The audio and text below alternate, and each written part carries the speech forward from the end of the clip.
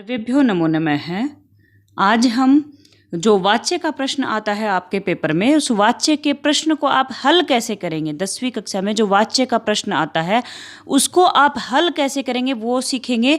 वाच्य मैं पहले एक वीडियो में सिखा चुकी हूँ, बहुत अच्छे से हमने सिखाया है, सारे तरीके वहाँ पे बताए गए हैं। लेकिन यहाँ पे प्रश्न हल कैसे करना है, मान लो एक तो तरीका सही तरीके से हल करते हैं, दूसरा बाई चांस अगर आपको नहीं हल करना आता है तो आप किस तरह से प्रश्न को हल कर सकते हैं। मान लो आपने नहीं भी पढ़ा है तो थोड़ा सा टाइम में भी आपको प्रश्न हल करना हम सिखाएंगे। तो आप इस वीडियो को ध्यान से देखना। इसके साथ ही चैनल को सब्सक्राइब नहीं किया है तो ज़रूर कर लीजिए ताकि आने वाली वीडियोज आपको टाइम से मिल सकें। तो आपका ये वाच्य का प्रश्न मैंने यहाँ पे खोला हुआ है, इसी तरह का प्रश्न आपके पेपर में आता है। ठीक है, तो ये प्रश्न किस तरह से होता है आप इसको ध्यान से देखेंगे कि दो जने जो है वो इसमें बात कर रहे हैं। इस प्रश्न में दो जनों की वार्तालाप जो है वो हो रहा है। इसमें क्या है और चार हैं, देखिए यहाँ पे 4 लिखा हुआ है, 4 है यहाँ पे, उनमें से केवल आपको 3 करने हैं, यानी कि ये प्रश्न आपके पेपर में 3 नंबर का आता है। और प्रश्न का पैटर्न हमेशा एक जैसा ही रहता है, तो आप इसको ध्यान से देखना कैसे आप हल करोगे। प्रश्न का पैटर्न ध्यान से समझिए। इसमें वार्तालाप होता है, पहले एक जना प्रश्न पूछता है और दूसरा उत्तर देता है, फिर अगला बोलता है, फिर अगला बोलता है। ठीक है, सबसे पहले आदर्श ने यहाँ पे प्रश्न पूछा, फिर अखिल ने उत्तर दिया, फिर आदर्श बोलता है और फिर अखिल जो है वो बोलता है। ठीक है, तो इस तरह से प्रश्न का पैटर्न हमेशा यही रहता है। अब आपको थोड़े से जो तरीके हैं उनको दिमाग में बैठा लेना है, उससे आपका ये 3 नंबर का प्रश्न बिल्कुल भी गलत नहीं होगा। तो मैं आपको अभी दिखाती हूँ। ये देखिए यहाँ पे हमने एक स्लाइड रखी हुई है, आप इसको ध्यान से देखिए। इसमें थोड़ी सी चीज़ें हैं जिनका आपको ध्यान रखना है और मैक्सिमम टाइम पे वही पेपर में आती है। जैसे एक तो अगर किसी का नाम आता है, ठीक है, तो नाम के साथ आप इस्तेमाल करोगे पठती वाली धातु, पठती, लिखती, गच्छति, धावती, नृत्यति, पचती, इस तरह से ती वाला। ठीक है, और फिर आप कैसे ध्यान रखेंगे, कुछ ज़्यादा ही इंपॉर्टेंट है, बस वो दिमाग में रखो। वैसे हमने ये वाक्य निर्माण जो था उसमें हमने ये बहुत अच्छे से सिखाया है कि किस तरह से ये शब्द जो है वो इस्तेमाल होते हैं एक दूसरे के साथ, क्रिया वाक्य निर्माण किस तरह से होता है। तो आप वाक्य निर्माण की वीडियोज़ आप देख सकते हैं। दूसरा आपको क्या देखना है बेटा, एक फोटो में हमने क्या लिया है, कर्ता ले लिए हैं ये सारे, यहाँ पे ये कर्ता है और नीचे हमने क्रिया लिए। क्रिया मतलब जो काम होता है, जैसे हमने यहाँ पे लिखी है पठ धातु, यानी कि पठ क्रिया है, यहाँ पे पढ़ने का काम हो रहा है, पढ़ती, पढ़ता, पठंती। ठीक है, अब ये इस्तेमाल कैसे होता है आप इसको ध्यान से देखो। पहले तो हमने यहाँ पे 3 वचन लिखे, एक वचन, द्विवचन और बहुवचन, और यहाँ पे प्रथम पुरुष, मध्यम पुरुष, उत्तम पुरुष। सेम यहाँ पे भी वही है, 3 वचन और 3 पुरुष यहाँ पे लिखे हुए हैं।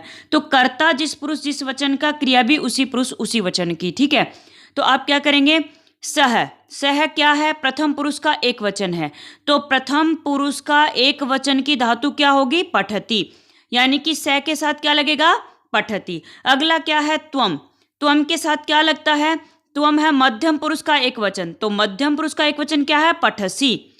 फिर अहम, अहम क्या है, उत्तम पुरुष का एक वचन, तो उत्तम पुरुष का एक वचन क्या है, पठामी। इस तरह से इस्तेमाल होगा। आगे देखते हैं हम। इसी तरह से आप सारे शब्द जो है इस्तेमाल करेंगे, जैसे युवाम, युवाम क्या है, मध्यम पुरुष का द्विवचन है, तो मध्यम पुरुष का द्विवचन क्या है, पठतः, यानी कि युवाम के साथ क्या लगेगा, पठतः। ये तो हो गया एक सही तरीका। दूसरा अभी मैं आपको क्या सिखा रही हूँ, मैं आपको केवल प्रश्न हल करना सिखा रही हूँ। तो आप केवल दिमाग में इतना रखिए, जो मैक्सिमम टाइम पे पेपर में आता है कि अगर किसी का नाम हो, किसी का नाम अगर हो तो आप ती वाला लगाएंगे, पढ़ती, लिखती, गच्छति। अगर सह हो तो भी आप ती, त्वम हो तो सी वाला, पठसी, करोसी, लिखसी, धावसी, नृत्यसी, सी वाला, और अहम अगर हो तो आमी, पठामी वाला। ठीक है, तो आप इसको दिमाग में अच्छे से बैठा लेंगे। अब आगे बढ़ते हैं। अब आपको क्या करना है, कुछ शब्द हैं जो बहुत ही महत्वपूर्ण है, उनका प्रथमा विभक्ति से तृतीया बनानी सीख लो, क्योंकि वाच्य परिवर्तन में तृतीया होती है। कैसे होती है प्रश्न में सिखाऊंगी। जैसे यहाँ पे प्रथमा लिखा है और यहाँ पे तृतीया लिखा है। प्रथमा है रामः, रामः का क्या बनेगा, रामेण। रमा का क्या बनेगा, रमया। सह का क्या बनेगा, तेन। सा का क्या बनेगा, तया। और अहम का क्या बनेगा, मया। ये 5 शब्द दिमाग में बैठा लो, मैक्सिमम इन्हीं से प्रश्न हल हो जाएगा। जैसे राम है, राम है एक पुल्लिंग नाम है, ठीक है, तो पुल्लिंग में कैसे बनेगा, रामेण, मोहनेन, सोहनेन, ठीक है, अखिलेन, आदर्शेन, मतलब एन लग करके तृतीया रूप बनता है। प्रश्न में कैसे होता है वो सिखाऊंगी। फिर अगला नाम है रमा। रमा स्त्रीलिंग शब्द है। रमा, लता, कन्या, बाला, सबका कैसे बनेगा? रमया, लतया, बालया, कन्या, ठीक है, और बालिकया। सह का क्या बनेगा? तेन, सा का तया, सह पुल्लिंग है, सा स्त्रीलिंग है, और अहम का बनेगा मया, ठीक है।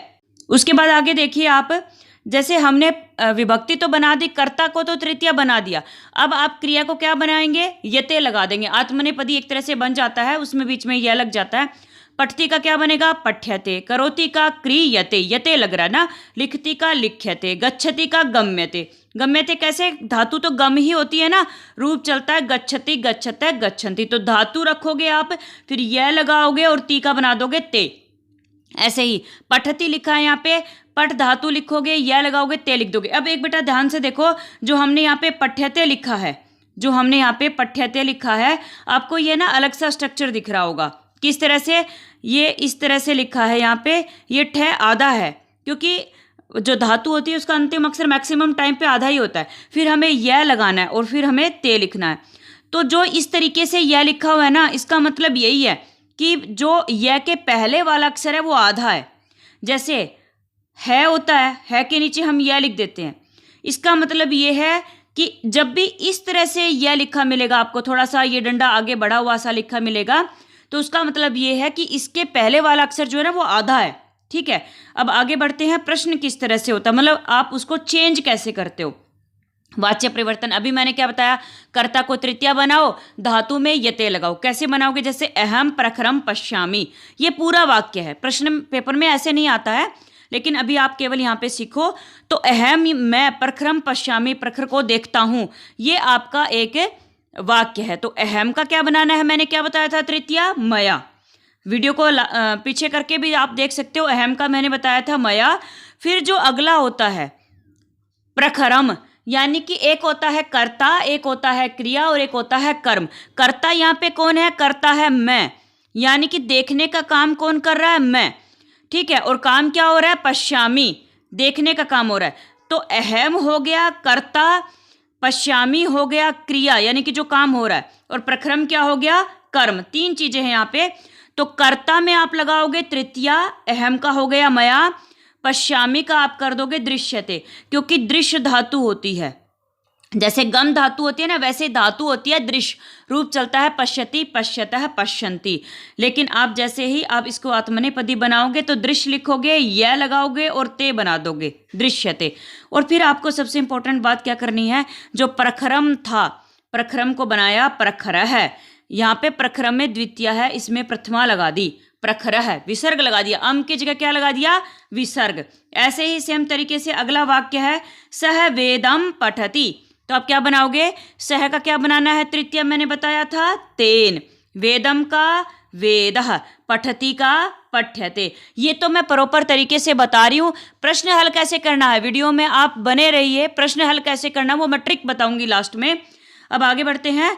त्वम निबंधम लिखसी, अगला वाक्य त्वम निबंधम लिखसी, आप कैसे बनाओगे इसका? त्वम का तृतीय मैंने क्या बताया? त्वया। निबंधम का, निबंधम होगा यहाँ पे, निबंधम का हमें क्या बनाना है? प्रथमा, विसर्ग लगाना है। अम वाले को विसर्ग लगा दोगे, बीच वाले कर्म को, और लिखती की जगह, लिखसी की जगह पे बनाओगे लिख्यते, यते लगा दोगे, ठीक है। तो इस तरह से हमने ये परिवर्तन करना थोड़ा सा सीखा। अभी हम प्रश्न को देखते हैं कि प्रश्न को हल कैसे करना है। अब ये प्रश्न को ध्यान से देखो, मैंने आपको क्या बोला था? प्रश्न में हमेशा दो जने बात कर रहे होते हैं। यहाँ पे आदर्श और अखिल जो है वो बात कर रहे हैं। तो आप इस प्रश्न को ध्यान से हल करेंगे। आपको हल करते समय दो इंपॉर्टेंट बात याद रखनी है। क्या? आपको एक तो दो जने बात कर रहे, दूसरा यहाँ पे ऑप्शन भी दिया है। प्रश्न हल करना बहुत आसान है, यही देखिए आप ध्यान से। तो आप पहले जो प्रश्न पूछता है ना वो नॉर्मल वाक्य होता है, और जब उत्तर देने वाला होता है ना वो तृतीया में चेंज हो जाता है, यानी कि वाच्य बन जाता है जब कोई उत्तर देता है। जैसे हिंदी में वाक्य है, आदर्श पूछता है कि अखिल तुम क्या करते हो? अखिल तुम क्या करते हो? तो अखिल उत्तर देता है मैं लेख लिख रहा हूं, यानी कि मेरे द्वारा लेख लिखा जा रहा है। हिंदी में ऐसे बनाते हो ना आप कि मैं क्या कर रहा हूं, मेरे द्वारा क्या किया जा रहा है। अखिल कहता है तुम क्या कर रहे हो, तो कहता है मेरे द्वारा लेख लिखा जा रहा है। कि मैं लेख लिख रहा हूं, मेरे द्वारा लेख लिखा जा रहा है। इसी तरह से वाच्य बनाते हो हिंदी में। अब प्रश्न हल करना सीखो। देखो, आदर्श कहता अखिल किम करोषि, मैंने क्या बताया था, सी, क्रिया में सी, धातु में जहां पे सी, पठसी, लिखसी, करोसी, धावसी, नृत्यसी, सी के साथ आपको कौन सा ऑप्शन टिक करना है, त्वम वाला। मैंने वीडियो के शुरू में आपको बताया है कि त्वम के साथ सी वाला ऑप्शन लगता है। प्रश्न हल करना सिखा रही हूं और मैक्सिमम टाइम पे सेम टू सेम प्रश्न आता है। त्वम के साथ सी वाला ऑप्शन टिक करोगे।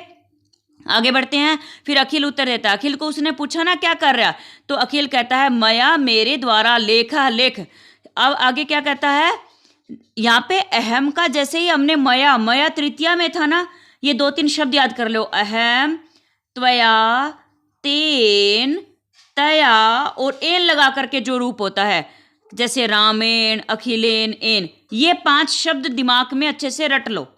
जैसे ही आपको ये वाला स्ट्रक्चर दिखाई दे, एन और अया वाला, तो आप उसमें यते वाली धातु को टिक करोगे। किसको, यते, लिख्यते, पठ्यते वाली, ठीक है। तो यहाँ पे हमने मया देखा और मया के देखते ही 3 ऑप्शन है, लिख्यते, लिखामी और लिखती। कौन सा टिक करोगे, यते वाला, ठीक है। त्वम के साथ हमेशा सी वाला ऑप्शन टिक करना। ऐसे ही सेम टू सेम प्रश्न आता है। देखिए ध्यान से, अगर यहाँ पे त्वम लिखा होता तो यहाँ पे रिक्त स्थान होता, फिर आपको ऑप्शन में सी वाला छांट के टिक करना था। अब आपको जैसे ही मया, त्वया, तेन, एन और अया दिखा, आप यते वाला ऑप्शन टिक करोगे। अब आगे बढ़ते हैं। आदर्श है शोभनम, आदर्श कहता है शोभनम अच्छा, तुम सुंदरम सुंदर, लिखसी लिखते हो। अब आप ध्यान से देखो, तुम के साथ क्या लगाया, सी वाला, लेकिन बीच का ऑप्शन खाली छोड़ दिया। प्रश्न सेम टू सेम आता है, बस शब्द चेंज हो जाते। अब यहाँ पे क्या लिखना, क्या कह रहा है, देखो अखिल ने यहाँ पे क्या कहा था कि मैं लेख लिख रहा हूँ, ठीक है। अब यहाँ पे आपको क्या, कौन सा ऑप्शन टिक करना है, 3 में से लेख, लेखा और लेखम। तो वो कहता अच्छा तुम सुंदर लेख लिखते हो। तो बेटा मैंने आपको क्या बताया था, जो ये मया, त्वया, एन लगा होता है ना, उसमें लेखा वाला ऑप्शन टिक करोगे, ठीक है। और जो नॉर्मल वाक्य होता है, जैसे अहम, त्वम, रामः, इस तरह से होता है, उसमें अम वाला ऑप्शन टिक करोगे। कौन सा, अम वाला, ठीक है। सेम टू सेम प्रश्न में आता है, तो आप यहाँ पे लेखम को टिक करोगे, ठीक है, क्योंकि यहाँ पे नॉर्मल वाक्य में द्वितीय विभक्ति लगती है अम लग करके, ठीक है, जैसे यहाँ पे ऑप्शन खाली होगा। और जो आपका तृतीया लग जाती है, वहाँ पे प्रथमा लगती है, लेख, विसर्ग हो जाता है। अब आगे देखिए ध्यान से, अधुना अब रिक्त स्थान संस्कृतस्य अभ्यासः क्रियते। अब संस्कृत का अभ्यास किया जा रहा है, तो यहाँ पे क्या लिखा है, क्रियते। आपको मैक्सिमम टाइम पे क्या करना है, कर्ता और क्रिया को देखना है, कर्ता और क्रिया को देखना है, कर्ता और क्रिया को देखना है। और फिर यहाँ पे कर्ता खाली है और क्रिया लिखी हुई है। अब आप ध्यान से देखिए, यते वाले ऑप्शन में मैंने आपको क्या बोला, लिख्यते, पठ्यते वाले ऑप्शन में मैंने क्या बोला था आपको, तृतीय वाला, त्वया, मया, एन और अया जिसमें है। अब यहाँ पे 3 ऑप्शन है, अहम, मया और त्वम। अया कौन से ऑप्शन में लगा है, मया में, तो आप मया को टिक करोगे, ठीक है। कहने का मतलब सिंपल सा ये है कि त्वम के साथ सी, सह और किसी भी नाम के साथ ती वाला टिक करो, और अगर आपका अहम हो तो आमी वाला टिक करो। एक बात। दूसरी बात, जो आपका तृतीया होता है, त्वया, मया, अया और एन, रामेण, अया और एन के साथ यते वाला ऑप्शन टिक करना। और जैसे ही आपको ये वाला मिल जाता है, मया, ठीक है, जैसे यहाँ पे नॉर्मल वाक्य था, तुम सुंदरम लिखसी, तो अम वाला टिक करना। और अगर यहाँ पे होता त्वया, तो आप अह, लेखः को टिक करना, ठीक है।